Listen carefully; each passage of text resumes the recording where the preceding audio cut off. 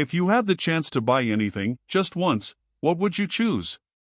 A rare diamond to shine, a company to dominate, an event to impress the world, or something so simple that no one would ever notice? And what if that choice wasn't just about money, but about character? This is the story of Ethan Blackwell, an entertainment magnate from Los Angeles. A man surrounded by luxury, fame, and power, but who hid behind the walls of his mansion an emptiness impossible to fill. That night, 4 women would sit before him. 4 possible paths. 3 of them knew exactly why they were there: an actress accustomed to the spotlight, an ambitious executive, and an elegant philanthropist in search of prestige. The 4th, however, had not received an invitation. She wore a uniform, balanced glasses on a tray, and believed her role ended when the last dish was served. None of them knew that a single golden card would define their destinies. And none suspected that the one chosen could be precisely the person who never expected to take part in that game. The main hall of the Blackwell mansion looked like a movie scene. Velvet curtains framed enormous glass windows, revealing the city of Los Angeles below like a sea of lights. Crystal chandeliers cast golden reflections over the marble table, where French porcelain and crystal glasses sparkled under the carefully staged lighting. The actress was the first to arrive. She appeared wrapped in a red silk gown, its daring neckline and diamond necklaces competing with the confident sparkle of her smile. She greeted the butler as though greeting a fan, gliding toward the table with rehearsed steps. Shortly after, the executive entered. She wore black. Straight lines, no adornments. Her eyes swept across the room as if calculating values, risks, opportunities. She approached the table and sat close to Ethan, without waiting for permission. The elegant philanthropist arrived next. Deep blue covered her body, contrasted by the discreet pearls around her neck. Her gestures were soft, her smile serene, like a photograph ready for a magazine cover. 3 distinct women, but united by the same invisible trait, each one, in her own way, carried hidden intentions. Across the room, almost unseen, Claire Donovan nervously adjusted the silver tray in her hands. She wore a simple uniform, her hair hastily tied back, and her gaze kept low to avoid attention. She was just another employee among many in that house. As she moved closer to serve wine to the guests, she felt their eyes on her, indifferent, condescending. To them, Claire was just part of the furniture. A silent shadow whose role was to make the night comfortable. But Ethan was watching her. His gray eyes followed her every move, the care she took not to spill a drop, the patience to wait until conversations ended before approaching, the way she discreetly acknowledged each thank you. Claire didn't know it yet, but she was already part of something far greater than she could imagine. Dinner progressed. Sophisticated appetizers were served, followed by the main course, lamb and wine sauce with black truffles. The 3 guests conversed among themselves, testing each other with veiled compliments and subtle provocations. Ethan remained silent. His fingers tapped on the crystal glass, and each tap seemed like a reminder that something was about to happen. When the plates were cleared, he set his napkin on the table and leaned back in his chair. His gaze slowly scanned each face. The room, once filled with superficial chatter, sank into silence. "I imagine you're wondering the reason for this noble gathering," he said, his voice deep and steady. The guests exchanged quick glances. The actress leaned forward, eager. The executive maintained her serious, focused posture. The philanthropist lifted a serene, practiced smile. Claire, a few steps away, discreetly adjusted her tray, uncertain whether she should stay or leave. Ethan gestured with his hand. The butler approached and placed 4 golden envelopes on the table. The metallic sheen reflected the chandelier light, immediately drawing every eye. Inside each envelope Ethan began lies a card. The gold card. The 3 women looked at one another, intrigued. With it, you may buy anything you desire.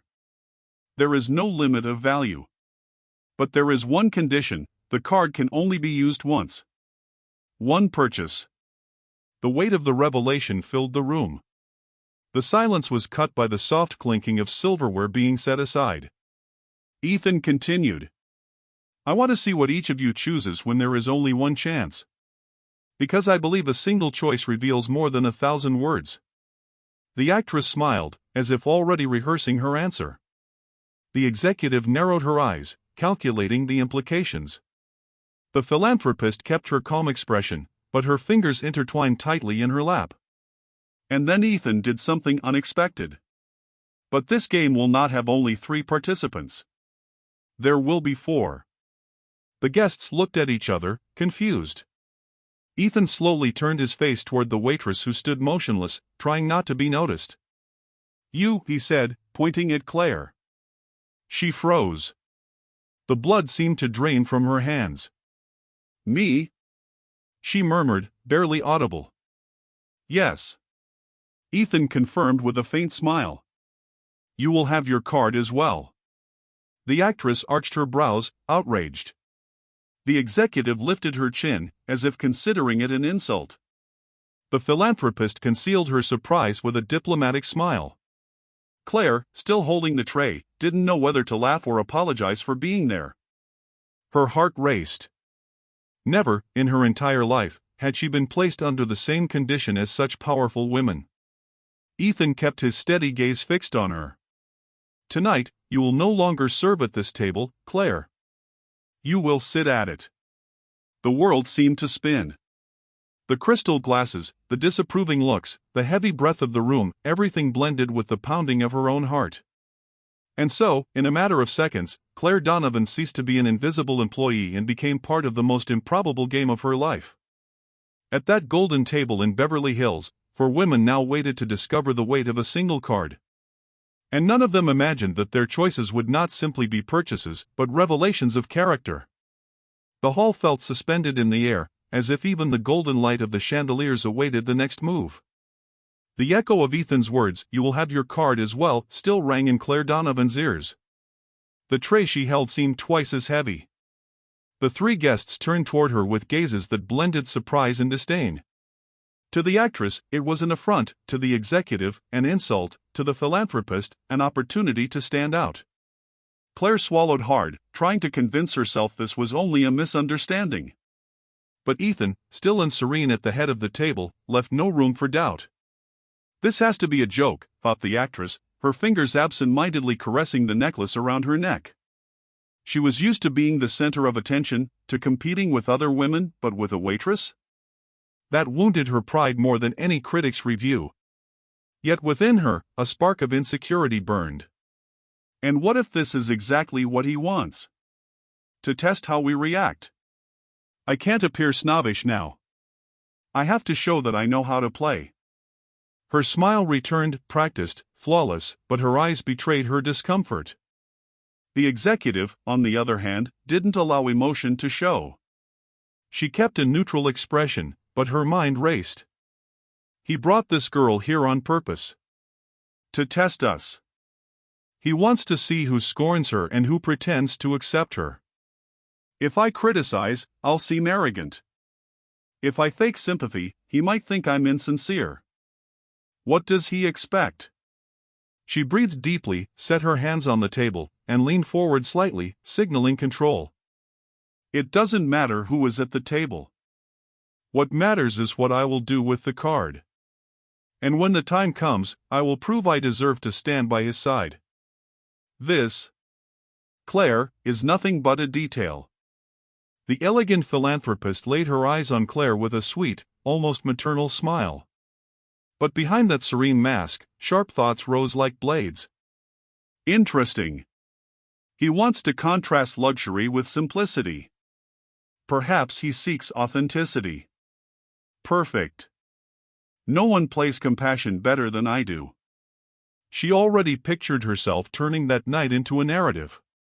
A magnate who entrusted me, a defender of social causes, with the same power he offered to a simple worker. What a story for the press!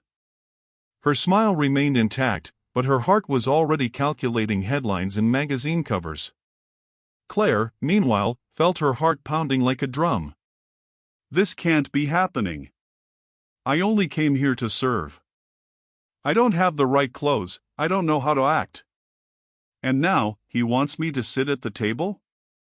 She looked at the crystal glasses, the expensive plates, the women staring at her like an intruder. Her mind screamed that she should refuse, but her feet stayed rooted to the floor. When Ethan repeated, "Sit with us, Claire," she obeyed, almost in a trance. She sat in the empty seat at the far end of the table, trying to shrink into the setting that did not belong to her. At the head of the table, Ethan observed every detail. The actress tries to hide her discomfort, but her eyes betray her. The executive feigns calm, but her calculations are obvious even in the way she breathes. The philanthropist smiles, but her fingers betray her anxiety. And Claire, she doesn't know how to play. She has no mask. Every gesture is genuine. That confirmed his intuition. It was exactly this authenticity he was seeking. But he needed to be sure. Tension settled over the table like a thick fog. The silverware lay forgotten. The wine remained untouched. The only sounds were heavy, restrained breaths, mixed with the occasional jingle of the actress's jewelry or the nervous tapping of the executive's fingers on the table. The philanthropist broke the silence. "How interesting, Mr. Blackwell, truly unusual." Her sweet voice concealed irony. The actress couldn't restrain herself. "With all due respect, Ethan, I thought this was an exclusive dinner." She stopped, realizing her slip, and forced a smile. "But if that's your wish, of course." The executive remained silent. For her, less was more at that moment. Claire, hunched at the end, wished only to disappear. Ethan then handed out the envelopes. Each guest received one, including Claire. The cold touch of the golden card between her fingers made the young woman's heart race. "What am I supposed to do with this? I don't even know why I'm here, much less what to buy. These women must have 1,000 ideas. I just want to go back to the kitchen." While Claire wrestled with anxiety, the other three were already weaving strategies in silence. The actress thought of jewels.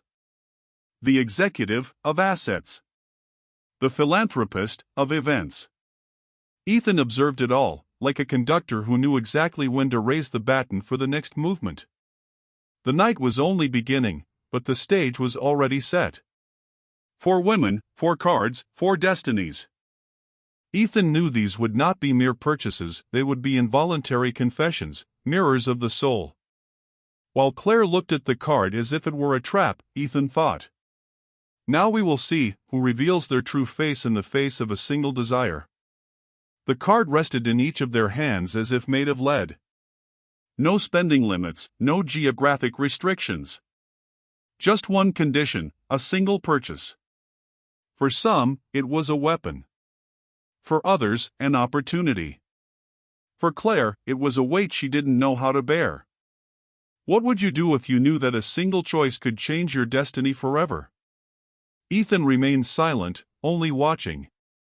The true spectacle was not in the dinner, but in the glances, the restrained smiles, the minds working in silence like chess machines. The actress slid her fingers across the card as though caressing a prize.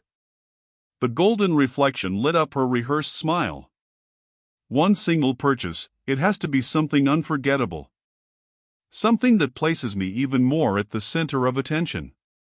A diamond necklace? A dress that makes history? Better yet, something that shines beside him, so that everyone sees us as a powerful couple. I can't seem superficial, but if I choose something too simple, he'll never notice me. Outwardly, she smiled as if enchanted by the gesture. Fascinating, Ethan. I must say, it is quite unusual. Her voice dripped with charm. But I believe grand choices reveal greatness of spirit. Inside, she feared. What if he takes it as vanity? No. I have to show that brilliance is part of my essence. He needs someone who knows how to be seen. The executive placed the card on the table, not in a rush to put it away. Her eyes fixed on Ethan revealed nothing but control. One single move. Just like in a corporate merger, no room for mistakes. If I choose luxury, I'll look frivolous. If I choose power, I'll show vision. The key is to prove I can expand his empire, that I know how to multiply rather than spend. This card isn't a gift, it's a strategy test. And I know how to win. She folded her hands in front of her plate and kept her tone neutral. Only one purchase. Interesting. It's like choosing the right investment at the right time. Inside, she smiled. None of these women understands the game like I do. He's looking for someone who thinks like him. And I'll prove I'm already at that level. The philanthropist slowly turned the card between her fingers, as if meditating on the fate of humanity. Her eyes lingered on Claire for a moment, then returned to Ethan. He wants contrast. He wants to see who thinks of others. Perfect.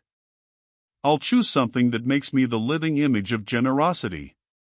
A grand charity event, something in his name, of course. But the press will capture it as my gesture. He will see in me not only altruism but also the ability to turn resources into impact. She smiled tenderly. Mr. Blackwell, I've never seen such a revealing gesture. After all, it's not about how much you spend, but about for whom you spend it. In her mind, however, this card is the ticket to the right spotlight. Use it with precision, and the story writes itself. Claire held the card as if it didn't belong to her. Her hand trembled slightly. Why did he choose me? I don't know how to act here. For these women, it's natural to think of luxury, power, status. But me. I only think of the overdue rent, of my father's cafe that nearly closed, of my brother who isn't sure he'll finish college. How can I compare that with diamonds or charity galas? She lowered her eyes, ashamed, and tucked the card into her uniform pocket. I don't want to make a mistake. But I don't want to disappoint either. If it were just one purchase, I'd pay our debts. I'd buy something that brought my father's smile back. And maybe something small to thank him, this man who put me here without reason. Ethan watched every gesture like a conductor who hears every note before it's played. He smiled discreetly, raising his wineglass. Enjoy the night. You don't need to decide now. The card is yours. Use it whenever you wish. But remember, only one purchase. The weight of the phrase echoed like a hammer. The actress smiled again, staging her enthusiasm. The executive remained impenetrable, though her eyes glimmered with calculations. The philanthropist made a point of speaking of solidarity, throwing subtle barbs. Claire stayed silent, wishing she weren't there. Ethan leaned back, observing. Every gesture, every silence, every look was part of a symphony only he could hear. Outside, Los Angeles pulsed with lights and motion. But inside that luxurious hall, for destinies had already begun to take shape. Ethan knew the night would not end with empty plates or cleared glasses. The real story would begin when each of them decided what to do with that golden card. And deep down, he already sensed, the most unlikely choice could be the only sincere one. Long before the spotlights, the multi-million-dollar contracts, and the packed halls of applause, there had been a boy running through the backstage of small clubs in Los Angeles. Ethan Blackwell was born in a modest neighborhood, the son of a frustrated musician and a seamstress. His father, an immigrant with a heavy accent, spent entire nights playing piano in second-rate bars, dreaming of Carnegie Hall. Ethan grew up listening to the creak of red curtains, the echo of drunken voices mixed with cheap jazz. He learned early that the stage held an almost divine power. It could turn ordinary men into legends, even if only for a few hours. But while his father settled for fleeting applause, Ethan dreamed of controlling the entire show. He didn't want to just play, he wanted to decide who went on stage, how much the tickets would cost, and which light would shine first. At 27, he founded his first production company. Small, almost improvised. He invested in independent artists, rented warehouses, turned street festivals into events that caught the media's attention. Each failure was a step. Each broken contract, a lesson. And each victory, a fire that grew inside him. In less than 15 years, Ethan controlled studios, arenas, and concert halls spread across Los Angeles. His name began to be whispered in Hollywood as that of a man who could turn unknowns into stars or bury careers with a mere wave of his hand. But along with power came shadows. He married 3 times. 3 times he believed he had found someone willing to love him for who he was, and 3 times he discovered that love and interest can blur together. The first marriage ended when his fortune began to grow. His wife said she no longer recognized the man so obsessed with success. The second collapsed amidst betrayals. The third, with a famous actress, turned into a public spectacle, headlines and humiliation. The loss of money hurt less than the loss of trust. Ethan learned to lock his heart tighter than he locked his vaults. At the height of success, surrounded by luxury cars, signed paintings, and endless parties, he discovered he was alone.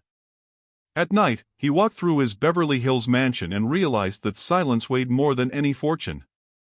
There was no sincere laughter, no embrace untainted by the lure of contracts or inheritances. "I built arenas where thousands scream, but I don't have a single true voice by my side." That thought haunted him every night. It was on one of those silent nights that Ethan called his trusted assistant and revealed his idea.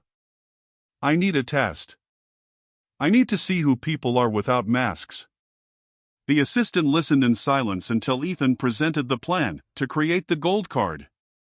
A golden, unlimited card, but restricted to a single purchase. One decision, one gesture, one reflection of character. They selected 3 women from distinct profiles: the actress, the executive, and the philanthropist. All well-known, all connected to his world of power. But when Ethan saw Claire that night, the young waitress holding the tray with trembling hands and a look of dignity, something inside him stirred. "It might be her who brings me the answer I seek." Back in the present, seated at the head of the table, Ethan observed the 4 women before him. The boy who once ran backstage still lived in his eyes. But now, he was the man finally putting his plan into motion. "Let's see who you truly are." The morning after the dinner, the 4 golden cards already burned in the pockets and purses of their holders. They weren't mere pieces of plastic. They were passports to desires, open doors to any store window, any contract, any whim. But there was only one chance. Each woman woke with the same feeling: she had to choose wisely. The decision couldn't be trivial, nor excessive. It had to be strategic. Ethan Blackwell, in his mansion, awaited the reports of each transaction as one awaits the next act of a play. The first to use the card was the actress. She entered one of the most exclusive jewelry stores on Rodeo Drive, accompanied by the gazes of photographers who, as always, knew where to find her. "What are you looking for today, miss?" asked the manager, bowing reverently. She raised her chin and smiled. "Something unique. Something that makes everyone remember I am still the leading star." The showcases reflected diamonds of every size, deep blue sapphires, and fiery rubies. But her eyes fixed on a specific necklace, a cascade of rare diamonds, valued in the millions. As she tried on the piece before the mirror, she thought, "When Ethan sees me in this, he'll understand that only I can shine at his side." It's not vanity. It's destiny. The golden card slid through the machine. A discreet beep confirmed the transaction. Satisfied, she left the store with the luxurious box in hand and the certainty she had made the perfect choice. Meanwhile, the executive walked not among shop windows, but through mirrored glass corridors in downtown Los Angeles. She sat before a well-known broker and placed the card on the table. "I want a significant block of Vantage Media shares," she said firmly. "Discreetly. Today." The broker raised his eyebrows. "We're talking about thousands of dollars." She didn't blink. "Don't worry about limits." Inside, she thought, "He'll understand. While they waste on jewels and parties, I bought influence, territory. I showed that I think like him.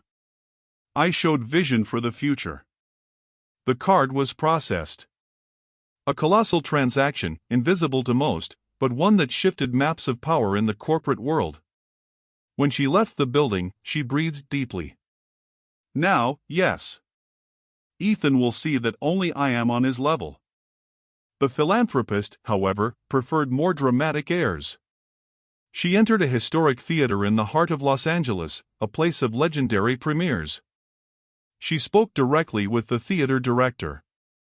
"I want to reserve this theater for a charity event," she announced. "The biggest the city has ever seen." The director nearly choked. "Madam, that would cost a fortune." She smiled sweetly. "The bill will be paid today." As the golden card was swiped, her mind projected headlines: "The Lady of Charity gathers stars for social justice." Of course, Ethan's name would be mentioned as patron, but her image would shine even brighter. He will see in me not only generosity, but also prestige. He will know that by my side, his brand becomes eternal. She left the theater with a triumphant gleam in her eyes. She already pictured herself photographed, applauded, revered. Claire took longer to act. She spent days with the card kept in her bag, too afraid to use it. On the third day, however, she entered a small bank branch in her neighborhood. "I'd like to settle this debt," she said, handing over the papers for the family cafe's mortgage. The clerk looked skeptically at the card. "Miss, are you sure? This is a very high amount." Claire nodded. "I am." As the transaction was confirmed, a lump rose in her throat. Her father, owner of a small cafe struggling to stay open, could finally breathe in peace. With part of the balance still available, she went to an old bookstore downtown. She walked among dusty shelves until she found a rare poetry book she used to read as a child. She bought it without hesitation. On her way out, she passed by a small antique shop. Her eyes fell on a simple object, a classic wall clock, elegant yet discreet. She remembered Ethan's library, luxurious, but strangely missing that detail. She picked up the clock and smiled. "Maybe it's silly, but I thought he might like to have something like this. Something that marks time calmly, without haste." The card was swiped. Beep confirmed. Claire tucked away the simple bags, drawing no attention. No photographers, no headlines. Only the quiet of someone who makes choices without expecting applause. At his mansion, Ethan received the assistant's report. 3 grandiose purchases, 1 discreet gesture. But nothing would be revealed yet. He sat in his library, where the non-existent ticking of a clock that wasn't there echoed in his mind. "Will I, this time, see something that money cannot buy?" The library clock marked 9 in the morning when Ethan's assistant entered carrying a leather folder. His steps were measured, but his eyes betrayed anxiety. He knew those pages held the power to change destinies. Ethan, seated before the unlit fireplace, made only a discreet gesture. The assistant placed the folder on the mahogany table, bowed slightly, and withdrew in silence. The billionaire opened the folder. The words leapt off the page. "Actress, a rare diamond necklace, purchased on Rodeo Drive." Flashes of photographers, headlines imminent. Executive, acquisition of billion-dollar shares, a strategic move that would reshape power maps in Los Angeles. Philanthropist, full rental of a historic theater, a grand charity event, press teams already mobilized. Claire Donovan, payment of the mortgage for a family cafe in a modest neighborhood, purchase of a poetry book in an old bookstore, acquisition of a simple wall clock in an antique shop. Ethan closed the folder slowly. He remained still for a few seconds, as if the weight of that information needed to be absorbed little by little. Diamonds. Shares. Spotlights. And a cafe, a book, a clock. A knot formed in his throat. "Prepare the car," he said finally. "I want to see this cafe." The black car drove through bustling streets, leaving behind the iron gates and meticulously groomed gardens of Beverly Hills. Gradually, the sidewalks grew simpler, the facades more worn, the signs less luminous. They stopped in front of a modest cafe, with peeling paint and faded curtains. The sign simply read, Donovan's Cafe. Ethan stepped out. For the first time in a long while, he dismissed the security detail. He pushed open the glass door and was greeted by the aroma of freshly brewed coffee. Behind the counter, a gray-haired man looked up, surprised at the presence of such a distinguished customer. "Good morning, sir. What will it be?" Ethan took a moment to answer. His eyes scanned the room: simple tables, old pictures on the walls, a worn piano leaning in the corner. A modest place, but filled with human warmth. "A black coffee, please," he replied, sitting at a table near the window.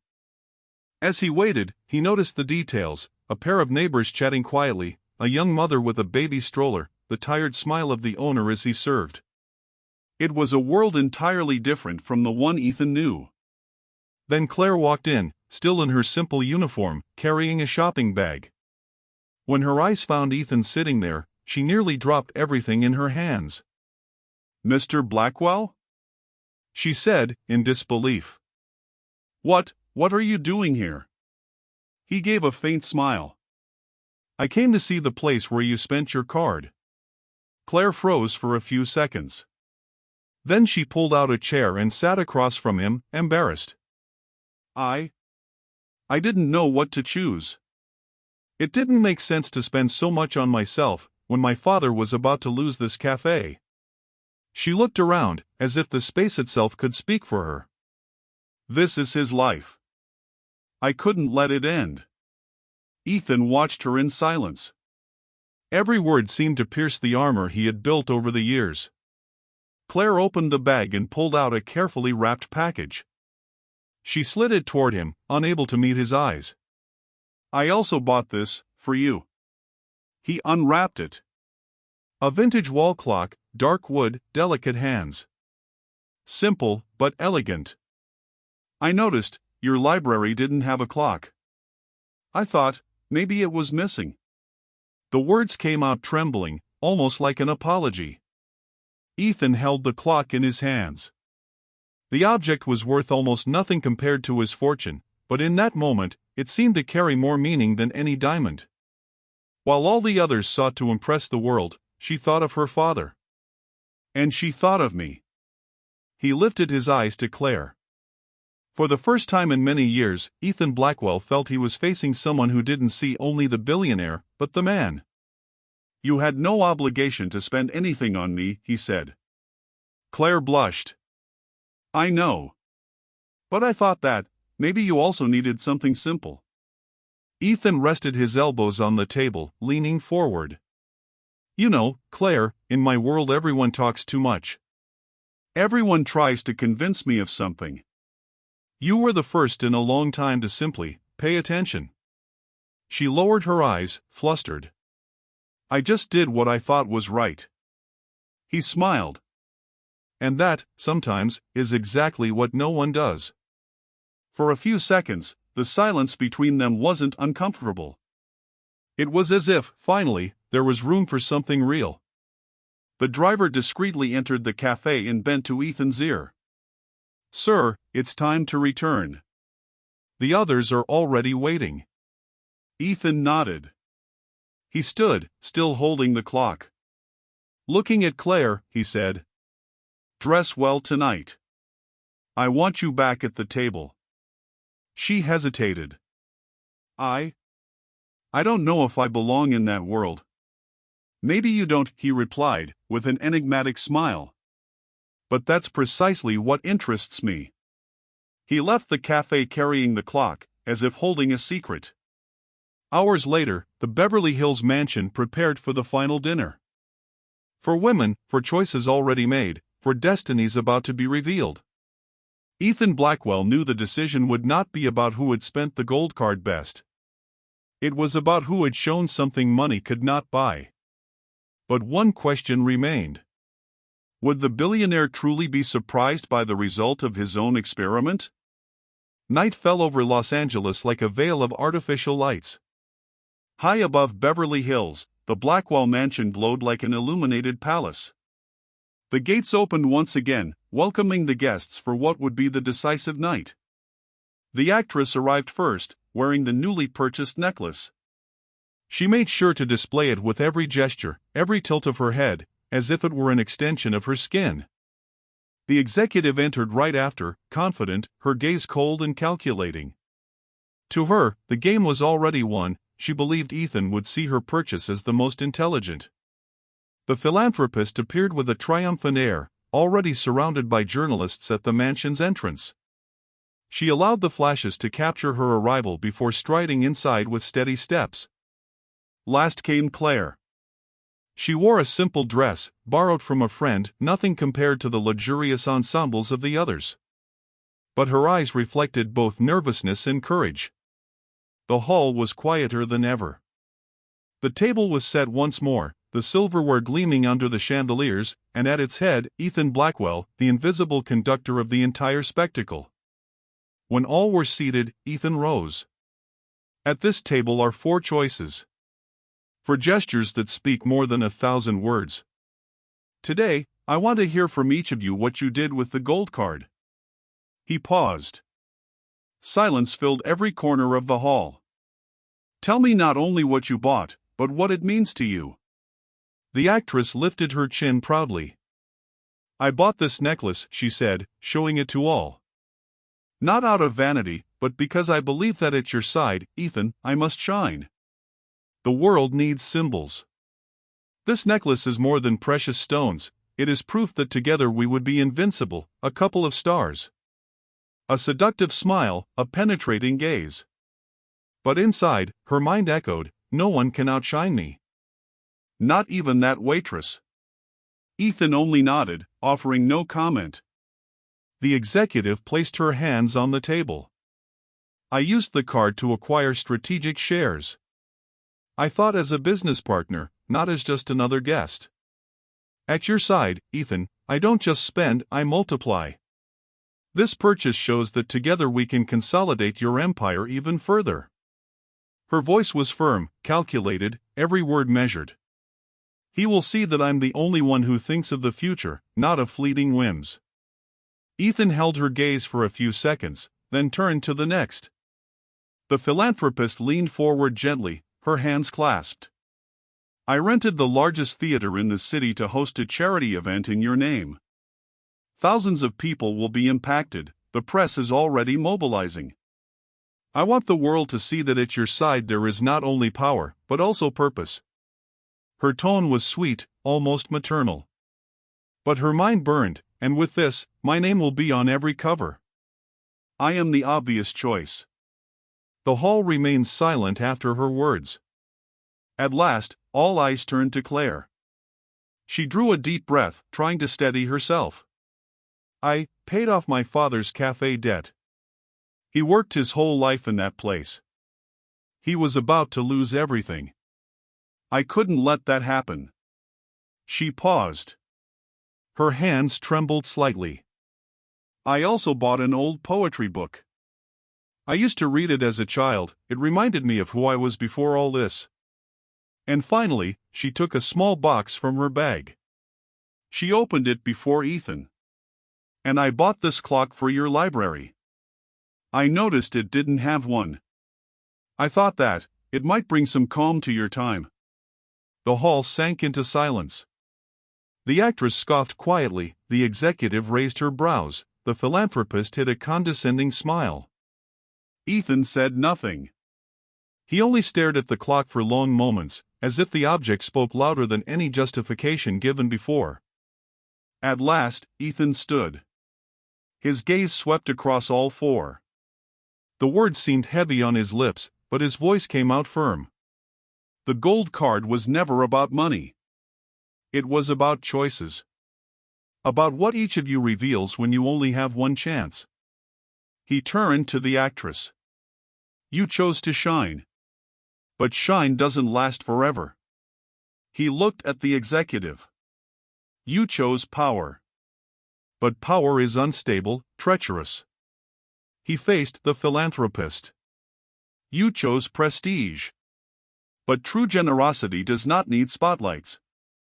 Finally, his eyes rested on Claire. And you? He paused. Claire's heart pounded. You chose to care for what you love. You chose memory, family, simplicity. And you even thought of me, when you had no obligation at all to do so.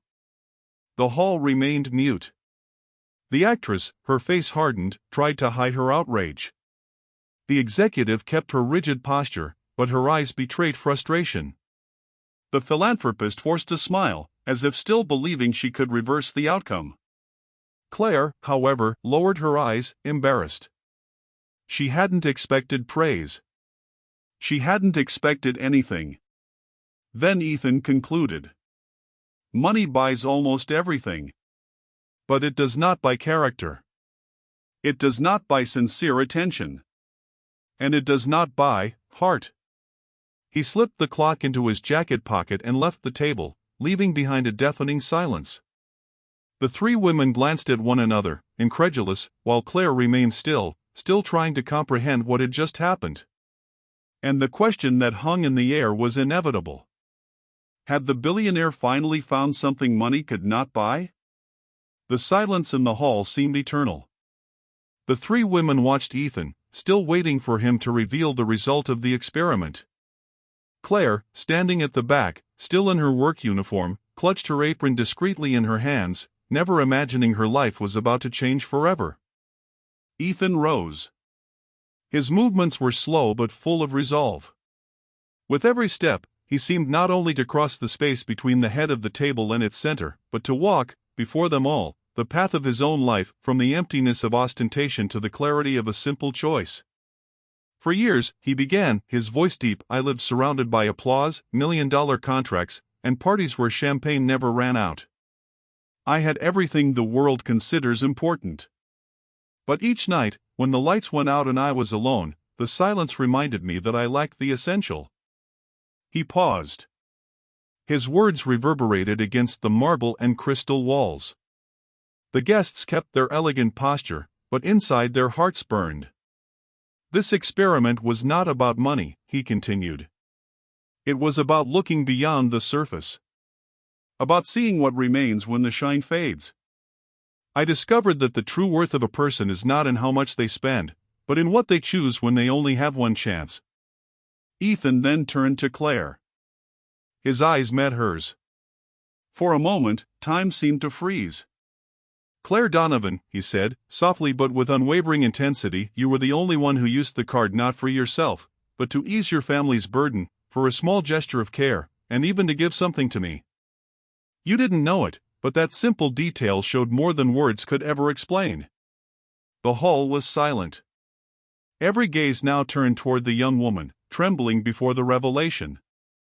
And then, without warning, Ethan spoke the words that would change everything. Claire, will you marry me? The impact was immediate. The actress raised a hand to her chest, incredulous. This must be a joke. The executive arched her brows, squeezing the wineglass as if she could crush it. He's lost his mind, there's no other explanation. The philanthropist kept a polite smile, but her eyes revealed bitter defeat. Claire, stunned, stammered. I don't know what to say. I work here. Ethan stepped forward, never breaking her gaze. You don't need to say anything, Claire. Only feel. His hands touched hers. The young woman trembled, unsure if she was living a dream or madness. Her heart pounded so loudly it seemed to echo through the entire hall.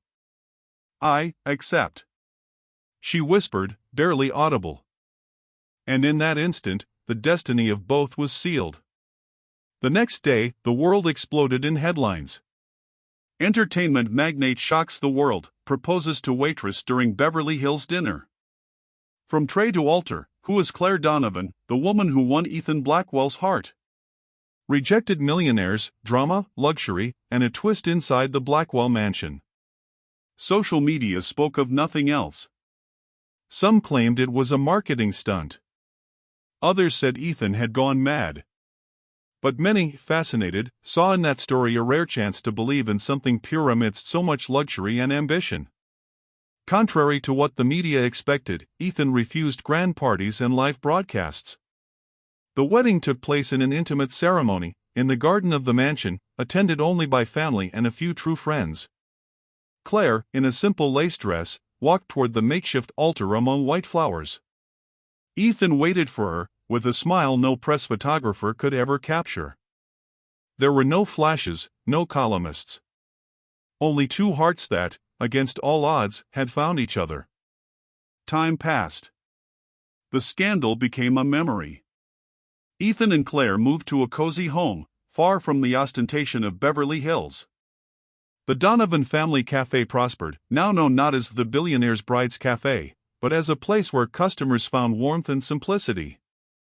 Ethan, once a prisoner of commitments and contracts, discovered a new routine, making coffee for Claire in the morning, playing with his son in the yard, laughing at things that once would never have seemed important to him. In the living room, one scene repeated almost every day: Ethan, sitting on the rug, rocking the baby in his arms, while Claire watched from the kitchen with quiet tears of gratitude. They had less than the world expected of a magnate. But they had infinitely more than any fortune could buy. In the end, Ethan's experiment revealed something greater than he himself had planned. The true worth is not found in luxuries, titles, or golden cards. Happiness is born when two souls meet in truth, simplicity, and genuine care. Because, after all, love cannot be bought. And now I want to know from you. If you had the gold card in your hands, with only one possible purchase, what would you choose? Leave your answer in the comments. Perhaps, just like Claire, your choice might reveal far more about who you are than you imagine.